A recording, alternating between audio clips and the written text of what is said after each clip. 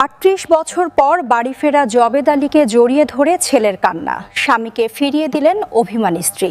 বিস্তারিত থাকছে প্রতিবেদনে। স্ত্রীর সাথে অভিমান করে বাড়ি ছেড়ে চলে গিয়েছিলেন জবেদ আলী। কেটে গেছে দীর্ঘ ৩৮ বছর।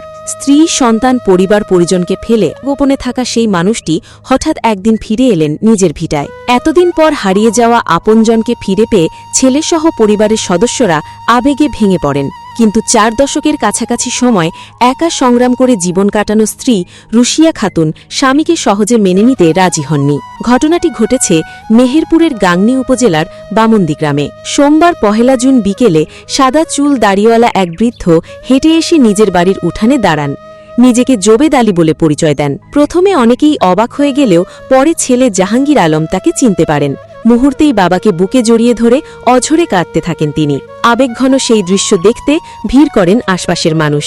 জানা যায় ১৯৮৮ সালে স্ত্রী ও মাত্র ৪ বছরের এক সন্তান রেখে বাড়ি ছেড়ে চলে যান জবেদ আলী।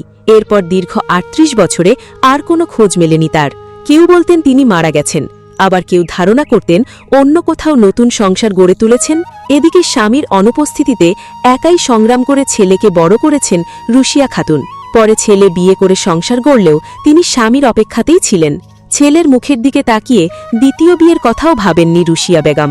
তবে স্বামী ফিরে এলেও তার প্রতি জমে থাকা অভিমান ভাঙেনি রুশিয়া খাতুনের। তিনি স্বামীর সঙ্গে কথা বলতে অস্বীকৃতি জানান। দূর থেকে একবার তাকিয়েই চোখের জল ফেলেন। দীর্ঘদিনের কষ্ট, বঞ্চনা আর অপেক্ষার স্মৃতি যেন একসঙ্গে ফিরে আসে তার সামনে। রুশিয়া খাতুন বলেন, আমি অভাবের সঙ্গে যুদ্ধ করে আমি ছেলেকে বড় করেছি। সন্তান আর স্ত্রীতে খেলে যে মানুষ চলে যেতে পারে তার সঙ্গে আর সংসার করা সম্ভব নয়। আমি শুনেছি তিনি দ্বিতীয় বিয়ে করে নতুন সংসার করেছেন। তাদের একটি মেয়েও আছে। ভাই আর খারাপ লাগলে আমি তার পিছে পিছে কোথায় গিয়ে তাকে পাবো? আমি করেছে ওই অমুক জন বয়সে বুঝলো যে অমুক গায়ে আছে, ওই অমুক গেছে, ওটা গিয়ে পাইতো না। এখন লুকাইতো কি কাইতো ওই জানে পাইতো না, গিয়ে যায় মানি না। বর কাছে আমার একটা দাবি আছে, দাবিটা যত ওই সত্য আছে, ও যদি করতে পারে আমাকে মানিয়ে নিতে পারে, ও যদি না পারে আমি মানিয়ে নেবো না।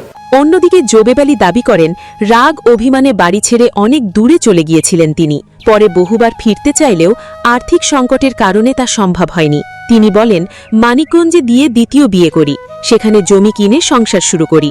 ৮ বছর আগে আমার দ্বিতীয় স্ত্রী মারা গেছেন। সেই সংসারে আমার ১১ বছরের একটি মেয়ে রয়েছে। তবে অর্থের অভাবে বাড়ি ফিরতে না পারলেও কিভাবে জমি কিনে নতুন সংসার গড়লেন, এমন প্রশ্নের জবাব এড়িয়ে যান তিনি। মানে সেই আমার হয় না, করতে করতে করতে করতে কাইতে গেছে। পরে ১৫-১৬ বছর কাইতে যাওয়ার পর একটা বিয়ে শাদী জেম্বাই করছি। ওদের একটা মেয়ে হয়েছে। আমি খোঁজে খোঁজে যাই হোক, আমি আমার ভাই বিরাদার আছে এখানে, ভাইস্তিরা আছে সব এই দেখার জন্য আমি নিয়াত ফিরে আইছি যে দেশে আমি যাই দেই কি অবস্থা। যদি তারা সবাই থাকে তাহলে আমি দেশের বাড়িতে যাই, বাকি জীবনটা যদি কাটাইতে পারি, এই জন্য আমি নিয়াত ফিরে আসছি। দীর্ঘ ৩৮ বছরের বিচ্ছেদের পর এই ফিরে আসা যেমন পরিবারের জন্য আবেগের মুহূর্ত তৈরি করেছে, তেমনি এক সংগ্রামী স্ত্রীর বুকে জমে থাকা ক্ষোভ, অভিমান আর প্রশ্নগুলো নতুন করে সামনে এনে দিয়েছে। গ্রামের মানুষের আলোচনায় এখন একটাই প্রশ্ন, এত বছর পর ফিরে আসা জবেদ আলী কি আবার নিজের পরিবারে জায়গা করে নিতে পারবেন? ৩ মাস আগে আবার শুনছি যে আরেক জায়গায় আছে, আমরা যাওয়ার প্রস্তুতি নিয়েছি। আমার চাচারা কিছু গিয়েছিল, যাই পাইনি। দিয়ে হঠাৎ করে কালকে দেখছি ৩৮ বছর পরে হঠাৎ করে এদিক ওদিক আমার পাড়া মহল্লারে ঘোরাঘুরি করছে। দিয়ে আপনার একটা চায়ের দোকানে যাওয়ার পরে একটা পরিচয় দেওয়ার পরে জানা যাচ্ছে যে ওইটা হচ্ছে আমার মাইজাব্বা। দিয়ে পরে আমরা গেলাম, যাওয়ার পরে যাই তাকে অনেক কষ্ট করার পরে দেখা যাচ্ছে সঠিকভাবে সে প্রশ্নের উত্তর দেয়।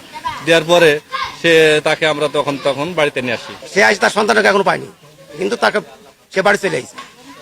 তাহলে এখন সবারই ভালো লাগছে। মেজাব্বাকে দেখলাম, কথা বললাম, অনেক কান্নাকাটি করলাম। দীর্ঘদিন দেখিনি, কেমন ছিল তাও মনে নাই।